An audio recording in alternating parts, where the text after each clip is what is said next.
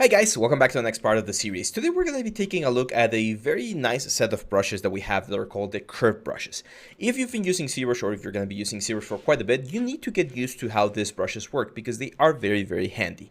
So there's a lot of curved brushes here on our default place, curved lathe or lathe, I'm not sure, curved multi-tooth, curved pinch, curved quad fill, curved flat snap, a lot of them. Right now I'm using this one called curved tube, which is probably the one that you use the most. And we need to understand how these curved brushes work because they work a little bit different to traditional brushes.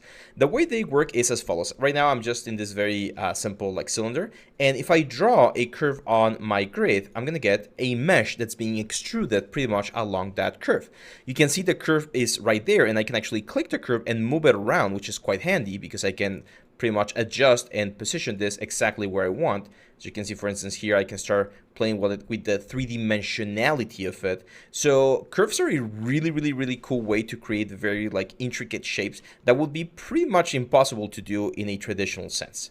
Now, there are, again, a couple of things that we need to know. First, while that curve is active, you can actually modify it and change a lot of things about the curve. For instance, let's say I created this curve and I want now to make it either bigger or smaller. If I go out of the curve and I press spacebar and make my brush bigger, when I click again on the curve, it's going to update to the size of your brush and therefore it's going to be thicker.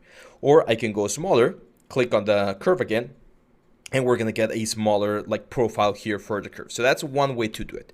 Another way, as I just showed you, is by grabbing any of these points right here and just moving them along. And as you can see, I can pretty much do laces or bandages or a lot of different things. And the curve is going to try its best to adapt itself to whatever thing I want to create. It can be a little bit difficult to control, so there's a couple of, again, tools that we can use. For instance, if we go to the stroke menu, this is where all of the options for the curves are going to be. We have this curve section right here, and we got this bend start, bend end, lock start, lock end. So right now I have this lock start set to on, which means that the beginning of the curve right there is always going to remain there. However, if I remove it, you can see that I can freely move the curve and the beginning of the point is going to be floating around in space. Let's position this back again right there. I can go again to stroke, turn on lock start, and now no matter how much I move it, the start of the curve is always going to be in that particular position. You can also do the same thing, for instance, with lock end. If I do lock end, then especially if I try to move other parts of the curve, they should remain, or the end should try to remain as still as possible, as you can see right there. So yeah, those are two functions that we can use. Another function that we can use with the curves, for instance, other than the size and the lock end and lock start and lock end, is we can also go to the stroke option, and down here in curve modifiers we can change how this thing looks. So if we go to stroke and we, for instance, change the size of the curve and we click on this, we're gonna get a fall off. So in this case we start very small and then we go to a very thick effect. We can invert that by going here to the stroke and moving this graph around. So if I move this down and I push this point up and I click on this thing, as you can see now it's going to be inverted. The base of the little snake thing here is going to be really thick and the point is going to be really thin. And you can play with as many points as you want. If you click on any point of the curve, you can modify the profile of that curve and generate very interesting results.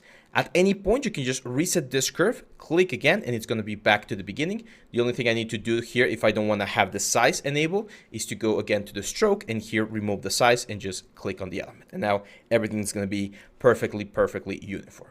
So the interesting thing about the scripts, again, is that they're very dynamic. So depending on the type of stuff that we're doing, they're going to be really helpful. Later on, we're going to be using them for instance, the belts and some of the chains and things that he has on several parts of the character, because it's very easy to generate or create these straps by utilizing this sort of curvatures and brushes.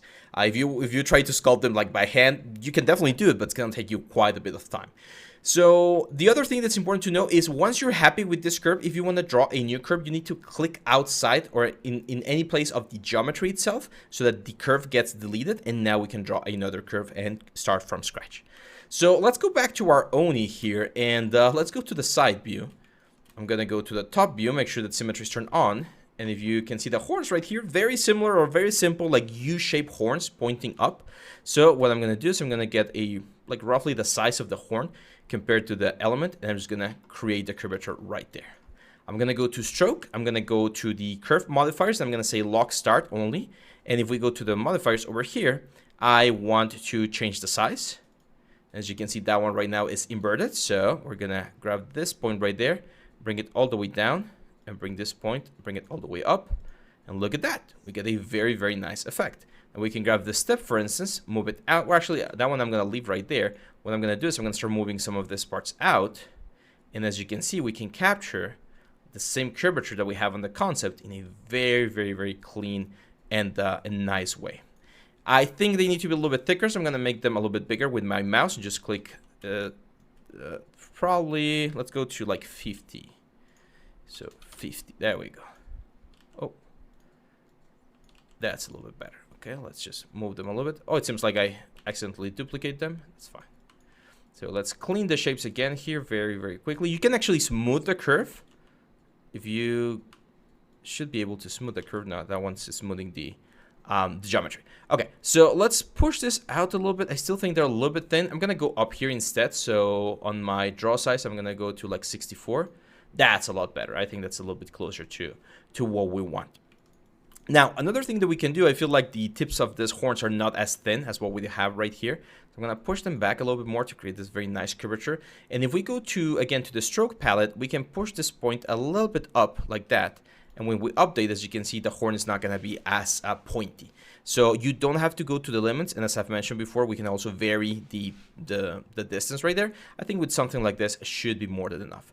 And once we're happy, I just click outside of the object, outside of the character, and that's pretty much it. So yeah, with this done now, one thing that these horns have, as you can see, is that they have really clean topology. So if I want to conserve this super smooth effect that he has on the horns, it might not be a good idea, to be honest, to what's the word? To dynamesh this with the rest of the elements. Usually horns are like made of separate materials, so it's also a good idea to keep it as a separate effect. So I'm going to press Ctrl W right now, and we should have two polygroups, and it should be fairly easy to go over here and say a split, again, a group split. So now we're going to have the horns as a separate subtool. And these horns, we're not going to do dynamesh. If we want to add detail, they have a really nice clean topology right now, so the best thing we can do is just add subdivision levels. If you guys remember the shortcut, it's Control D. So I'm going to say Control D once, Control D twice, Control D 3 times, and there we go. So as you can see, we got a very, very smooth horn, and we're going to be able to add all of those nice little details on the horns later on, probably with alphas, because as you can see, they're not as complex. One thing I am going to do, though, is I am going to push this guys a little bit closer to the center of the head, of the forehead. You can see that the distance, like the distance that we have from the eyebrow to the horns, is a little bit higher. So I'm going to like reset the pivot point by pressing Alt and clicking on this thing and just pushing them up and a little bit higher so that we can see a little bit more of the face. I'm also looking at the distance that we have right here in between the horns, and it seems to be a little bit more like separated. So I'm going to push them out, and their curvature seems to be pointing a little bit closer to the center. So I'm going to rotate them in. Something like that, right around there. I think that matches things quite nicely. I do feel like my horns are a little bit longer, and this one seems to be a little bit more squashed. So I'm going to go with scale here. I'm just going to scale them down a little bit. That should keep the curvature, will give me something that looks a little bit closer to the concept. So yeah, that's pretty much it for the horns, my friends. The curve brush is a really, really powerful brush. We're going to be using it a lot more later on with the cloth and also with the hair. We're going to be building the hair with some curves as well.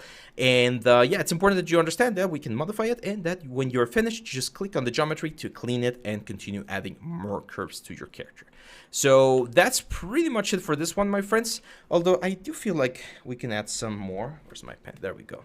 So I kind of want to go to my head right now, and you can see that the head is floating a little bit. So I definitely need to add the insertion point to the horns.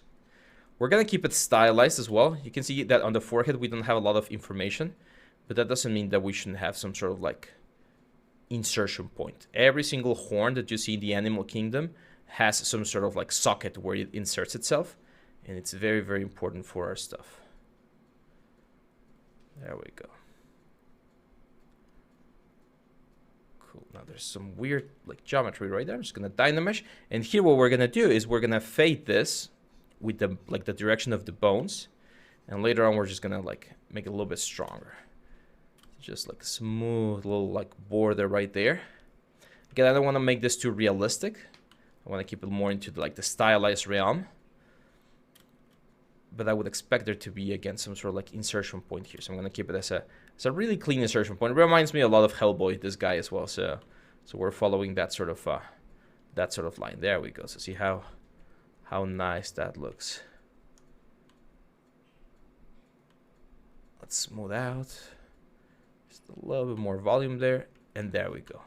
So just by adding the horns, we already get the silhouette of the character a lot closer to our concept, and we're ready to start moving on to the next stage. So on the next video, my friends, we're gonna go, as I mentioned, we're gonna explore each of the individual parts of the character. We're gonna start with the eyes, then we're gonna do the nose, the mouth, the ears, and eventually we're gonna do a quick blocking of the hair so that we can keep polishing this guy. This chapter as well, chapter 4, we're still like on the early stages. We're not on the polish stages of things. So again, be patient, get to this point, and I'll see you back on the next video.